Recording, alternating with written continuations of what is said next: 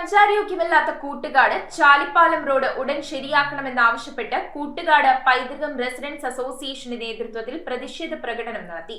പാട്രാക് Chendamangalam panchayat secretary പ്രകടനം ഉദ്ഘാടനം ചെയ്തു. എന്താണ് വെള്ളം കോരിക്കളയാനുള്ള കാരണം?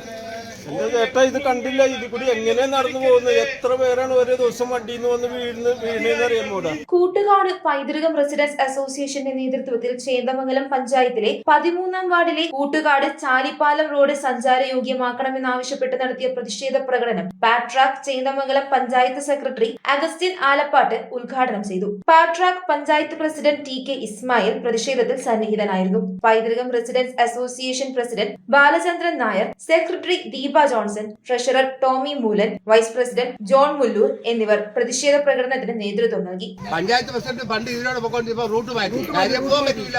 അപ്പൊ അവര് നല്ല റോഡിൽ കൂടെ പോയിട്ടുണ്ട്. ബാക്കി ഞങ്ങള് സാധാരണക്കാർ ഈ വഴി കൂടെ അതാണ് പോകേണ്ടത്. നിരവധി ആളുകളാണ് പ്രതിഷേധ പ്രകടനത്തിൽ പങ്കെടുത്തത്.